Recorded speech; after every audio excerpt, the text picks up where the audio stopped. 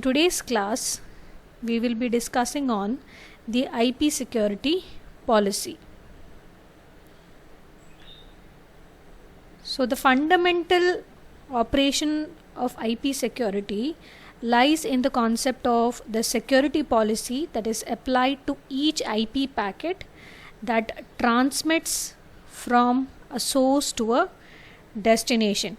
So IP policy is determined primarily by the interaction of two databases, that is the Security Association Database, in short represented as SAD, and the Security Policy Database, represented as SPD.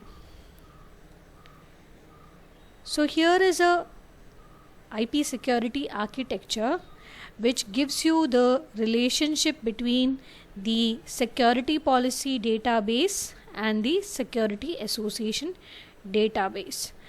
So this operation is basically applied to each IP packet that transmits the data from the source to the destination. So I can consider this to be the source and this to be the destination, or vice versa. So you can see that in this there is an interaction between SPD and SAD. Similarly, you have an interaction between SPD and SAD in this case. So this is the basic IP security architecture. Now let us look into the security associations, which is represented as SA. So in this case, the key concept that appears in both the authentication and confidentiality mechanisms is the security association. So it is an association which is one-way logical connection between a sender and a receiver that affords security services to the traffic that is carried on it. And if a peer relationship is needed for the two-way secure exchange, then two security associations are required. So a security association is uniquely identified by three parameters. First one is the security parameters index, represented as SPI, and this is a 32-bit unsigned integer which is assigned to this security association and has a local significance. So the SPI is carried in the authentication header and the ESP headers to enable the receiving system to select the SA under which a receipt packet will be processed. The second parameter is the IP destination address. So this is the address of the destination endpoint of the SA, which may be an end user system or a network system such as a firewall or a router. The third parameter is the security protocol identifier, and this field from the outer IP header will indicate whether the association is a authentication header or a ESP security association. So all in all, we can say that in any IP packet, the security association is uniquely identified by the destination address in the IP version 4 or IP version 6 header and the SPI in the enclosed extension header, which could be authentication header or the ESP. So when we specified the IP security architecture, we specified two parameters, right? That is security association database and SPD. So let us look into the first one, that is the security association database. In each IP security implementation, there is a nominal security association database that will define the parameters which are associated with the security association. So a security association is normally defined by the parameters in an SAD entry. So the first parameter is the security parameter index, which is again a 32-bit value selected by the receiving end of a security association to uniquely identify the SA. So in an SAD entry for an outbound SA, the SPI is used to construct the packet's authentication header or the ESP header. In an SAD entry for an inbound SA, the SPI is used to map the traffic to the appropriate SA. The second one is the sequence number counter, which is again a 32-bit value used to generate the sequence number field in the authentication header or the ESP headers. The third one is the sequence counter overflow, and this is a flag which indicates whether the overflow of the sequence number counter should generate an event and prevent further transmission of packets on this SA.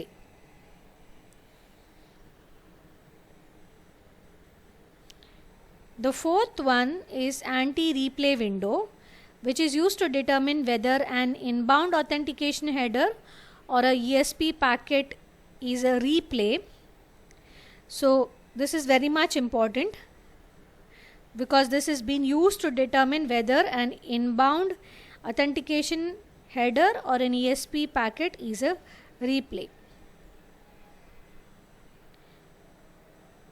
Next we have authentication header information. So authentication algorithms, keys, key lifetimes and related parameters will be ones which will be involved in this information. So whatever parameters we will be using in the or with the authentication header will be specified here. That is mainly the authentication algorithm, keys, key lifetimes. Next we have ESP information. So encryption and authentication algorithm, keys, initialization values, key lifetimes and related parameters which will be used with the ESP will be specified in the ESP information. Next parameter is the lifetime of this security association. So this is basically a time interval or a byte count after which a security association must be replaced with a new security association and a new SPI or terminated, plus an indication of which of these actions should occur. So basically this is a time interval or a byte count. Next we have IP security protocol mode. So here this can be either tunnel, transport or a wildcard. We have already looked into the tunnel and the transport, but wildcard is yet to explore. The next parameter is path MTU. So this is an observed path with a maximum transmission unit. When we say maximum transmission unit, it corresponds to the maximum size of a packet that can be transmitted without fragmentation and aging variables. Then the next thing that we saw in the IP security architecture was SPD, and this means the next thing that we saw was SPD, and it is a means by which the IP traffic is related to specific security associations. So in the simplest form, an SPD will contain entries, each of which defines a subset of IP traffic and points to an SA for that traffic. So in more complex environments, there may be multiple entries that will potentially relate to a single SA or multiple SAs. So these SAs will be associated with a single SPD entry. So here each SPD, in this case, in the case of the IP security architecture, each SPD entry is defined by a set of IP and upper layer protocol field values, which will be called as the selectors. In effect, what happens is that these selectors will be used to filter the outgoing traffic in order to map it into a particular security association. So the outbound processing will need to obey certain sequence for each IP packet. So let us look into the sequence which needs to be followed for outbound processing. So first one is it needs to compare the values of appropriate fields in the packet against the SPD to find a matching SPD entry which will point to 0 or more security associations. Secondly, determine the SA if any for this packet any security association is related to this packet and its associated SPI. Third, it does not require to do all the processing. Basically, only the required IP processing, specifically the authentication header or the ESP processing needs to be done. Now, we also mentioned that we have certain selectors which will be associated with the SPD entry, and these selectors will be determining an SPD entry. So you have the first one, that is the remote IP address,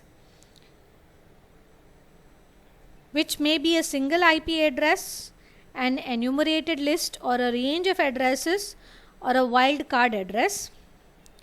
So the two if it is a single address, we don't have to bother, but if it is a enumerated list or range of addresses or a wildcard address, then we are required to support more than one destination system sharing the same security association, which will be, say, behind a firewall. The second selector is the local IP address. Again, this may be a single IP address or a enumerated list or a range of addresses or a wildcard address.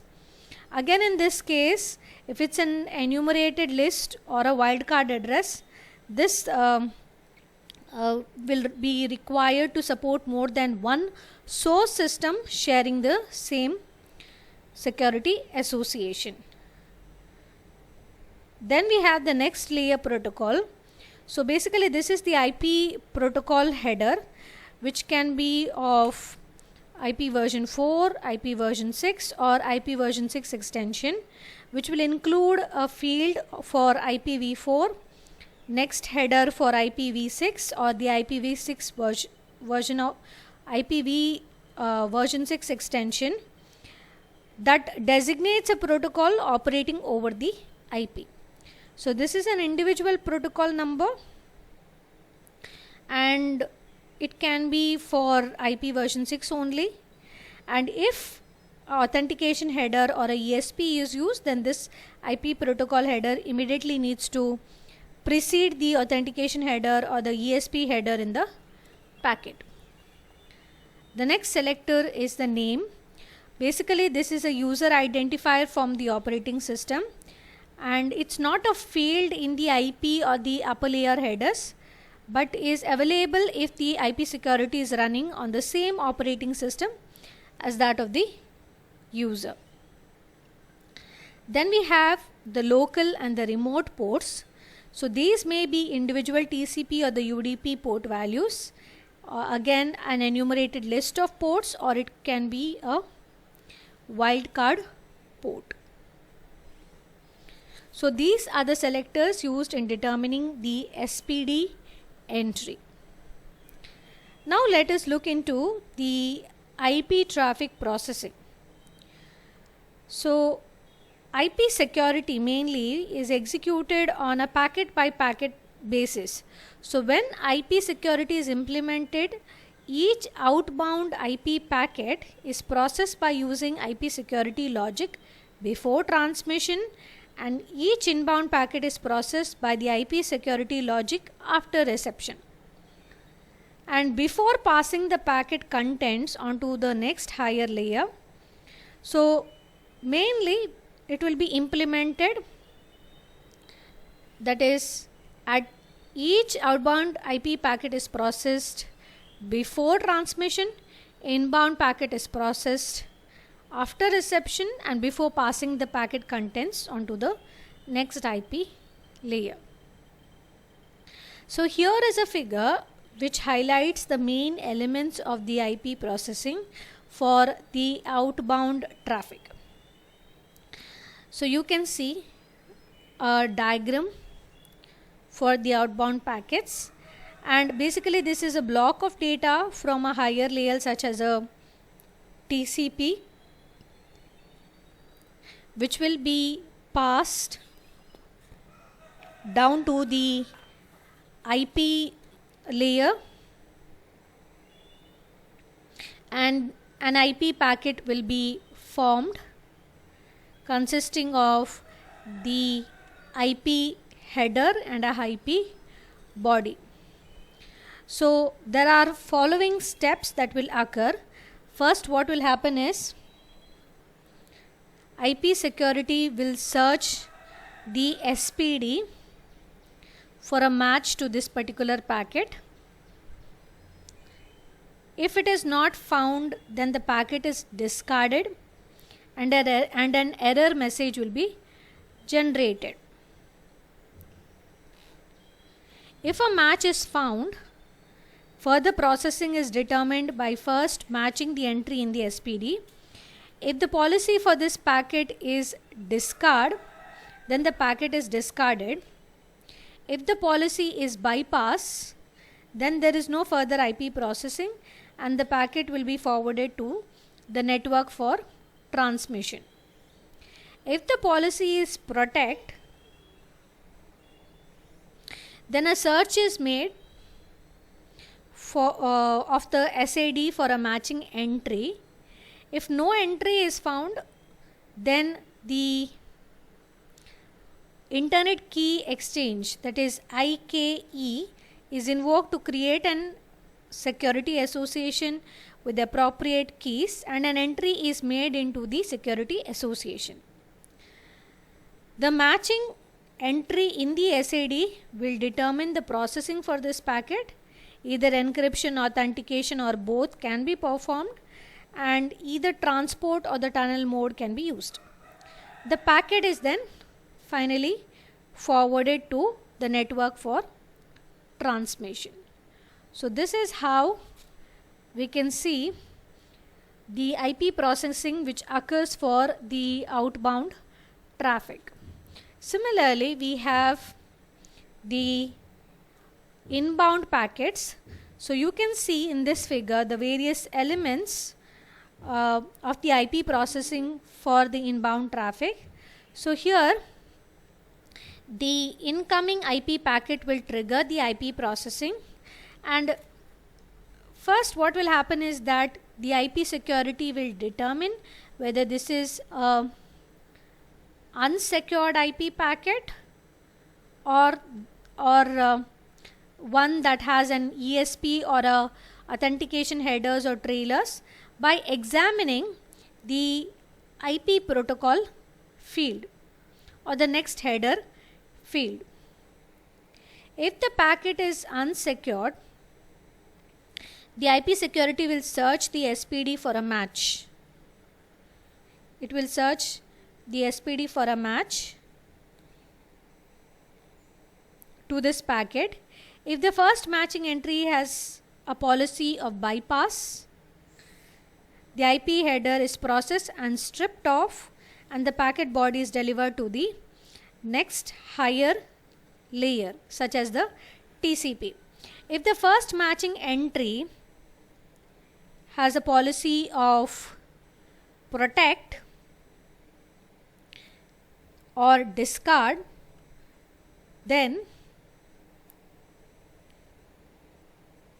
or protect or discard, or if there is no matching entry, the packet will be discarded. So for a secured packet, IP security will search for an SAD. If no match is found, the packet will be discarded. Otherwise, the IP security will apply the appropriate ESP or the authentication header processing, and then the IP header is processed and stripped off, and the packet body will be delivered to the next higher layer, such as the TCP. So this is with regard to the steps involved in the inbound IP security processing of the packets.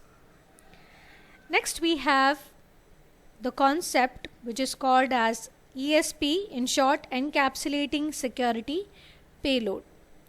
So ESP can provide confidentiality, data origin authentication, connectionless integrity, and anti-replay service, which is a form of partial sequence integrity, and limited traffic flow confidentiality. So these set of services which are provided will depend on the options selected at the time of the security association establishment and on the location of the implementation in the network topology. And mainly, the encapsulating security payload can work with a variety of encryption and authentication algorithms, including the authenticated encryption algorithm such as GCP. So here is a figure which shows you the top level format of the ESP packet. So let us look into each of the fields.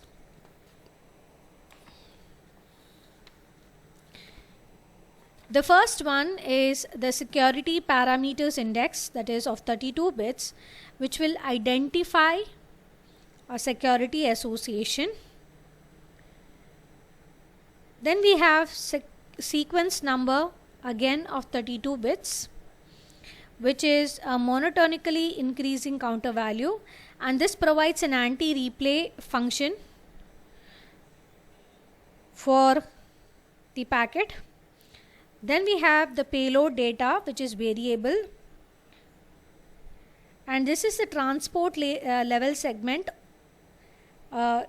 if it is for the transport mode, or it is the IP packet if it is for the tunnel mode, that is protected by encryption.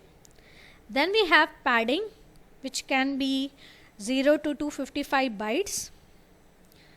Then we have pad length, which is of 8 bits, which indicates the number of pad bytes immediately preceding this particular field. Then we have next header, again of 8 bits, which will identify the type of the data contained in the payload data field by identifying the first header that in that particular payload. Then finally we have the integrity check value, in short ICV, which is a variable parameter, and this is containing the integrity check value computed over the ESP packet minus the authentication data field. So when any combined mode algorithm is used, the algorithm itself is expected to return both decrypted plain text and a pass or a fail indication for the integrity check. So for the combined mode algorithms, the ICV, mainly the integrity check value, that will normally appear at the end of the ESP packet, may be eliminated or omitted. So when you are going to omit ICV and the integrity is selected, it is the responsibility of the combined mode algorithm to encode within the payload data an ICV equivalent means to verify the integrity of the packet. Now there are two additional fields that may be present in the payload.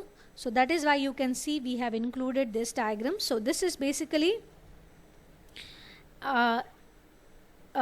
having two fields, that is the initialization value and the traffic flow confidentiality, which is being included in the ESP packet format when compared to the previous one. So this initialization value, in short IV, is present if this is required by the encryption or authentication encryption algorithm which is used for the ESP. If the tunnel mode is being used, then the IP security implementation may add traffic flow confidentiality, which is TFC, padding after the payload data, immediately after the payload data and before the padding field. So this is with regard to the ESP packet formats with the additional fields and without the additional fields. So next we have the encryption and authentication algorithm.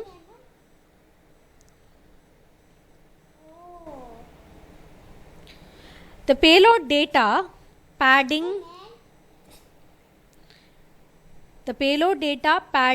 pad length and next header fields are encrypted by the ESP service. So if the algorithm used to encrypt the payload requires cryptographic synchronization data such as an initialization vector, then these data may be carried out at the beginning of the payload data field. If included, an IV is usually not encrypted but is often referred to as being a part of the ciphertext. The ICV that we just saw,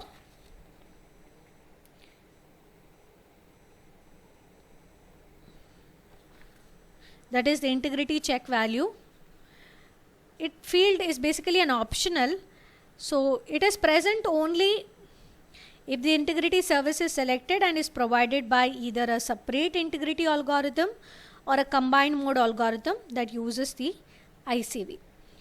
And this ICV is computed after the encryption is performed and the order of processing will facilitate the rapid detection and rejection of the replayed or bogus packets by the receiver prior to decrypting the packet, hence reducing the impact of denial of service attacks. So it also allows for the possibility of parallel processing of packets at the receiver, that is, decryption can take place in parallel with integrity checking. Because the ICV is not protected by encryption and a keyed integrity algorithm must be used to compute the ICV. So as you can see, a parallel processing is also possible in this case. Next we have padding. So padding field serves a lot of purposes, and here we will look into the three main. So the first one is, if an encryption algorithm requires the plain text to be a multiple of some number of bytes, the padding field is used to expand the plain text to the required length.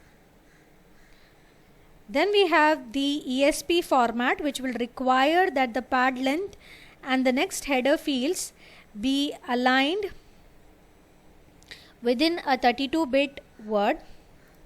So the ciphertext must be an integer multiple of 32 bits. The padding field is used to assure that there is alignment.